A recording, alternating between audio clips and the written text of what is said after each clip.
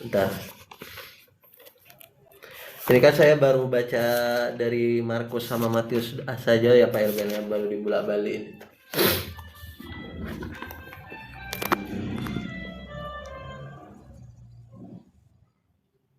Ya, kenapa bro? Silakan. Ini yang dua macam dasar ini di Matius 7 ayat 24 ini gimana maksudnya? Oh, itu perumpamaan tentang dua macam dasar toh. Perumpamaan apa itu? Coba kita baca. Matius berapa tadi kau bilang?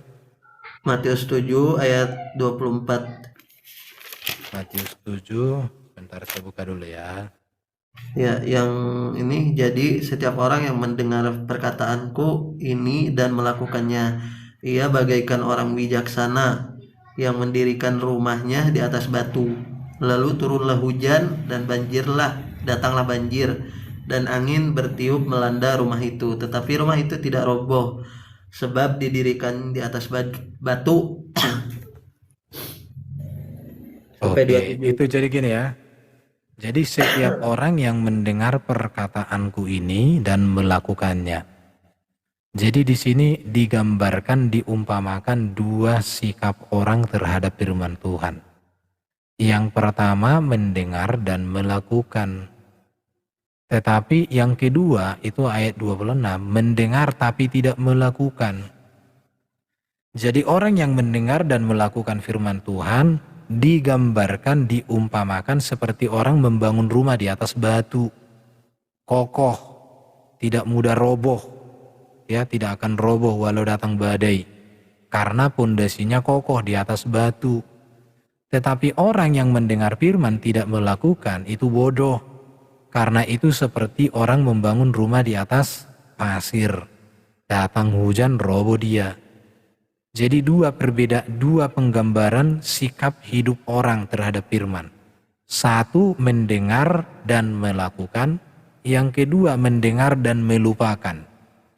Orang yang mendengar dan melakukan itu orang yang kokoh hidupnya, seperti rumah di atas batu, karang, tidak akan roboh walau datang banjir.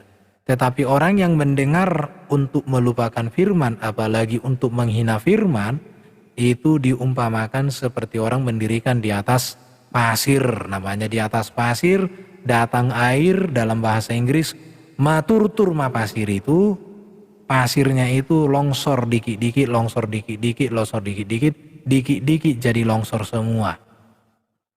Sabur masude bahasa Bataknya, sabure semua bangunan itu. Apa sabur sude? Apa bahasanya sabur sude parna? Hancurlah semua berantakan, roboh. Ah, begitu. Ribakon. Untuk Ribak sudah, hasur. berarti Gitu itu ya. Ada termasuk lagi. perumpamaan ya Pak Irben. Iya, itu kan perumpamaan. Dua macam dasar itu artinya dua penggambaran sikap hidup manusia. Yang mendengar dan melakukan, yang mendengar dan melupakan. Kalau melupakan mantan harus, melupakan firman jangan.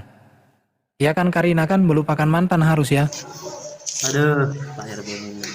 Iyalah, mantan terindah harus dilupakan. Jadi tidak ada lagi tuh, terlalu indah dilupakan, terlalu sedih dikenangkan. Setelah aku jumpa dengan dia. Pak Irben, ada satu Oh, lagi nih Pak Salam Le, Irben. aku boleh bicara sebentar Le, sedikit Le, 30 detik. sebentar. Apa mau disampaikan Ibu? Yang berkaitan dengan penjelasan Bapak tadi ya. Bapak Itu ada noise dari samping Ibu, tak enak didengar. dari saya. Oke, silakan yang mau bicara tadi siapa? Ibu Saya. silakan Ibu. Iya, tapi suaranya dikencangin kayak minoritas sekali. Oh iya. Oh udah. Nah, didekatkan di altup mic-nya itu. Oh ya sebentar ya Pak ya. Nah, Oke, bagaimana Pak? Sudah Pak. sudah mantap. Oke. Dalam surat Paulus kepada jemaat di Kolose itu loh Pak. Yang Kolose 1 ayat yang ke-15 dan 16 itu. Bagaimana kita menjelaskan kepada kaum awam, di sana dikatakan ayat 15, ia adalah gambar Allah yang tidak kelihatan, yang sulung, lebih utama dari segala yang diciptakan. Nanti teman-teman coba dibuka ya di dalam Kolose pasal 1 ayat 15. 16-nya, karena di dalam dialah telah diciptakan segala sesuatu yang ada di sorga dan yang ada di bumi, yang kelihatan dan yang tidak kelihatan, baik singgasana maupun kerajaan, baik pemerintah maupun penguasa, segala sesuatu diciptakan oleh Dia dan untuk Dia. Yang 15-nya Pak, yang sulung lebih utama dari segala yang diciptakan. Menurut Bapak itu penjelasannya bagaimana ya Pak? Oke, ini sudah ulang-ulang sebenarnya saya jelaskan ya. Hmm. Jadi ia adalah gambar Allah yang tidak kelihatan. Jadi Allah tidak terlihat. Tetapi kita bisa mengenal Allah di dalam dan melalui Dia. Melalui siapa? Melalui firman. Siapa firman ini? Firman yang teofani dalam perjanjian lama dan firman yang inkarnasi di dalam perjanjian baru. Ia yang sulung.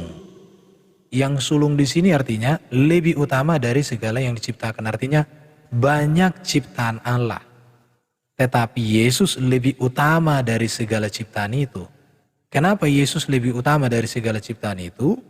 Karena Allah menciptakan segala ciptaan itu di dalam dan melalui Sang Firman. Tetapi Yesus yang adalah Sang Firman, bukan ciptaan. Makanya dikatakan lebih utama dari segala yang diciptakan. Bukan yang utama dari ciptaan, dari semua ciptaan. Jadi sebenarnya dia tidak diciptakan. Tetapi dia lebih utama dari semua yang diciptakan itu karena dia pencipta. Itu maksudnya ya. Pak Erben, itu kan ada kata sulung ya di ayat yang ke-15 itu ya. Kalau dalam teks aslinya kan ada katanya adalah prototokos ya. Ada dua maknanya di sana, yang sulung bisa diartikan, prototokos itu bisa diartikan yang sulung atau yang lebih tinggi. Kalau menurut Bapak, kalau misalkan kita terjemahin ke arti yang kedua yang lebih tinggi, gimana menurut Bapak? Jadi yang sulung di sini kan prototokos, itu 8 kali dalam perjanjian baru.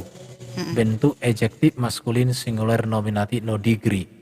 Dapat diartikan yang sulung, yang lebih tinggi, yang ada sebelum. Jadi kata ini memang dapat diartikan seperti itu, yang sulung.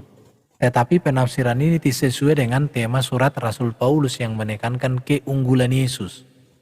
Jadi keutamaan Yesus yang dimaksud Paulus adalah Kristus yang terutama, sebab di dalam Dia, dalam kuasanya atau melalui perantaraannya, tatanan ciptaan ini menjadi ada.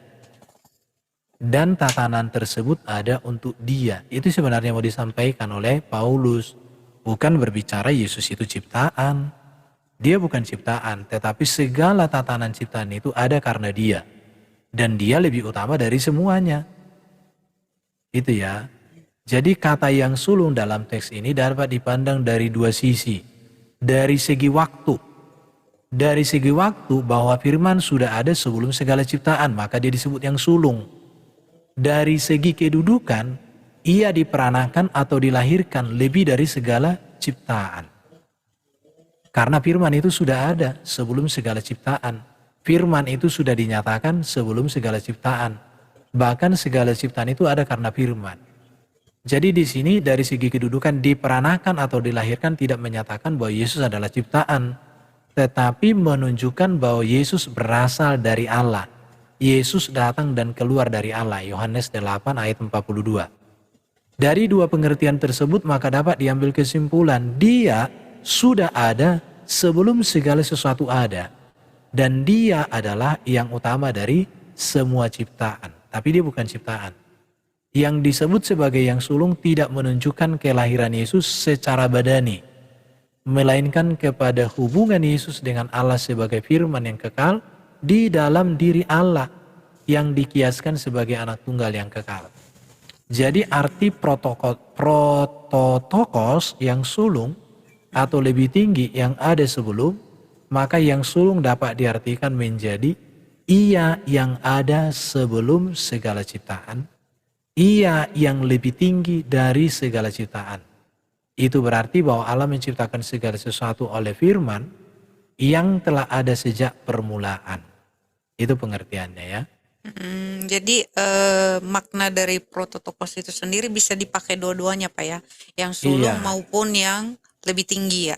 bisa lebih Oh, tinggi, baik bisa Pak. mau atau ada yang ada sebelum, tetapi tidak mengatakan Yesus ciptaannya, bukan. Tapi Oh, hendak menegaskan bahwa Kristus atau Yesus dalam keilahiannya pencipta.